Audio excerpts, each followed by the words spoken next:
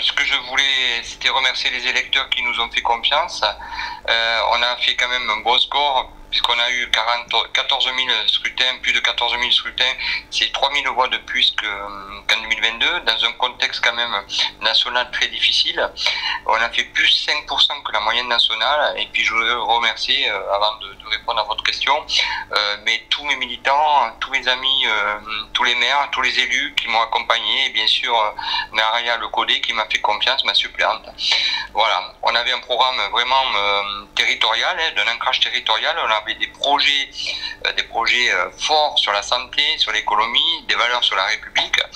Bon, voilà, on arrive troisième face à une députée, à deux candidates, la députée sortante de la France Insoumise, qui a brillé par son absence, mais aussi qui a brillé par des positions très surprenantes durant ces 2 années.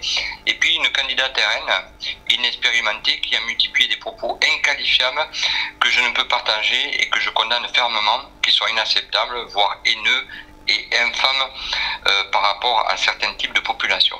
Donc ce sont des valeurs que je ne défends pas et que je ne peux pas approuver. Voilà.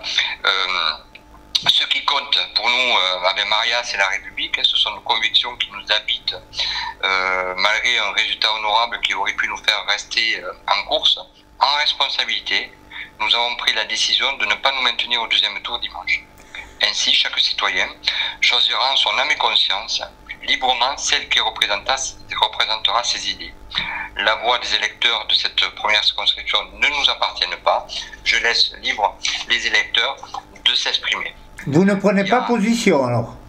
Non, alors il y a quand même 2 choses que je voulais dire. Vous avez 2 dangers. Un danger politique qui est clair, identifié par la France Insoumise, par ses positions à l'Assemblée nationale et sur le terrain, qui est plutôt de la destruction, de la contestation, qui n'est pas de la construction, mais qui est quand même dans un mouvement qui est le nouveau front de gauche, on va dire, front populaire, qui est quand même adouci par ses alliés, qui est le Parti socialiste en particulier, et les écologistes. Et de l'autre, vous avez vraiment un danger républicain fort qui est le Rassemblement national, qui ne représente en aucun cas mes valeurs, ces valeurs européennes qui sont discutées, condamnées par ces gens-là, des valeurs humanisme, l'accueil aussi des populations étrangères que je ne peux partager. Donc il y a des valeurs différentes avec le Rassemblement national, donc je vais clairement laisser les électeurs choisir, mais on peut imaginer ce que je ferai dimanche.